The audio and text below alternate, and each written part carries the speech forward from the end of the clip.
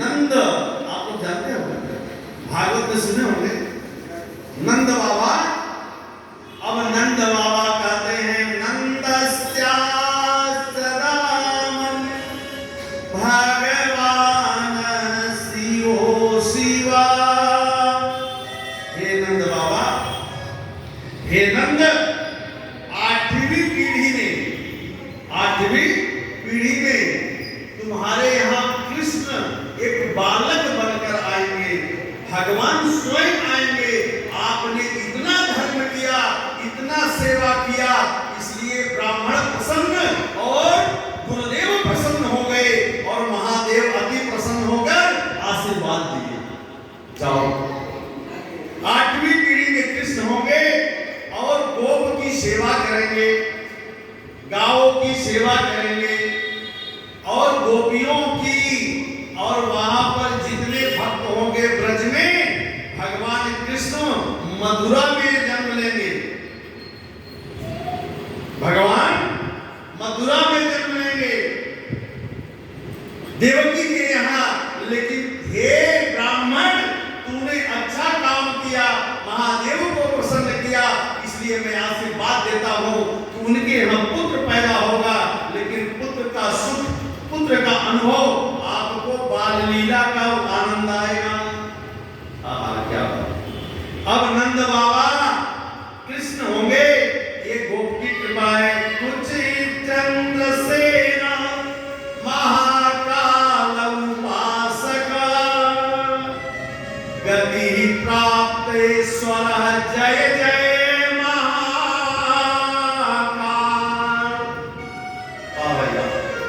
महाकाल भगवान चंद्रसेन ने महाकाल का पूजन किया और महादेव प्रसन्न हो गए। और आठवीं पीढ़ी में नंद बाबा के यहाँ भगवान कृष्ण गए हैं। जेल में योग के द्वारा, माया के द्वारा जेल कट गया। अर्थात जो योग है, जब आपका योग स्थिर हो जाएगा तो आपका बिगड़ा हुआ काम बन जाएगा। तो किसके द्वारा? बोले गुरु के द्वारा। भैया जब यशोदा, नंदरानी और कंस की बहन वसुदेव देवकी जेल में थी, लेकिन उस समय महादेव की पूजन कर रही थी। कालों के काल महाकाल ब्राह्मण के यानी स्थापना हुआ, महादेव प्रसन्न हो गए और आशीर्वाद देकर के चले गए। अरे काल नगरी हे महाकाल नगरी, बस इतने गाने ही से आ रहे हैं।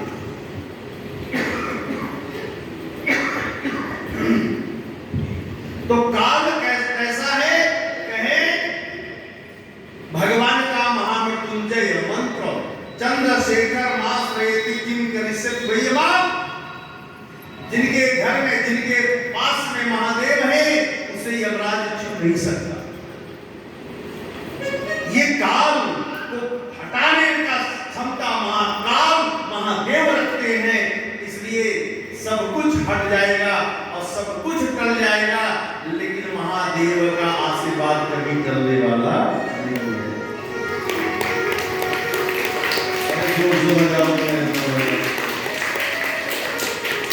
इसलिए प्रेम से बोलिए महाकाल भगवान की। महाकाल भगवान का पूजन। और इसी समय भगवान कृष्ण जन्म लिए। आठवीं पीढ़ी, 6 बालक देवकी का नष्ट हुआ। 7वां संकर्षण खींच करके गर्भ को दूसरे में डाला गया। और 8वें में भगवान कृष्ण आए। अरे जन्मे है कृष्ण कन्हाई, लोग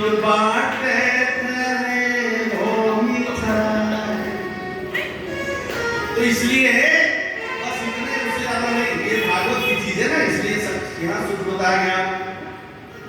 इसलिए भगवान कह रहे हैं अपने आपने कितना ज्योतिर्लिंग का कथा सुना? बोलो, 3 ज्योतिर्लिंग का कथा आपने सुना। चौथा ज्योतिर्लिंग चतुर्थकम च कृपया वद वित्तमम् ओंकारे परमेश्वर सर्व पावक हारिणी। जीव सोचता है कि हम सबसे बड़े हैं। एक पर्वत सोच रहा है कि हम बहुत ऊंचा है, और एक व्यक्ति सोचता है कि हम बहुत दान कर रहे हैं। एक व्यक्ति सोचता है कि हम बहुत दानी है। ये कथा प्रेम से सुने। अब यहां पर बिंद पर्वत नाम का एक पर्वत है जहां पर प्रेत भी निवास करते, जहां पर बिंदु कथा में पहले दिन आपने सुना था प्रेत बन करके उल्टा पड़ा हुआ था। यह पर्वत पर नारद भगवान गए हैं। कौन गया?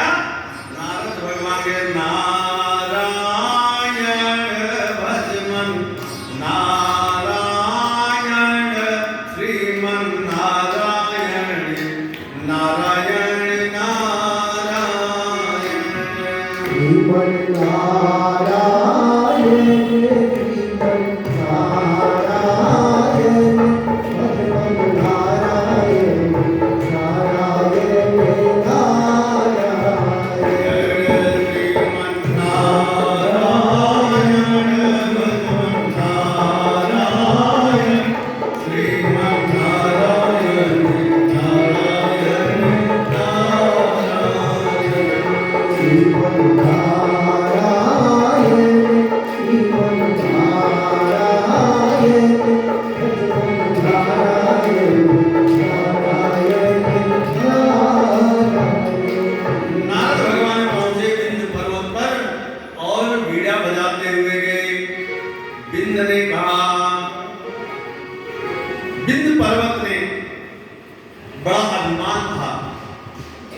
जीव का सुंदरता का अहंकार, धन का अहंकार, कोठी अटारी का अहंकार आ जाता है। आज बिंद पर्वत पर महाराज, यहाँ पर बिंद पर्वत को जब अहंकार आया तो नारद ने वहां पहुंच गए। अरे बिंद पर्वत, तुझे किस बात का अहंकार, किस बात का अहंकार? बोले हम सबसे ऊंचा हैं। नारद ने कहा अच्छा ये बताओ, तुम तो ऊंचे हो, अच्छी बात है, लेकिन इतना ऊंचा हो करके तुम्हारे पास कौन तेरा साथ दे रहा है? न तेरे ऊपर एक वृक्ष है, अगर यहाँ कोई पक्षी आपके पर्वत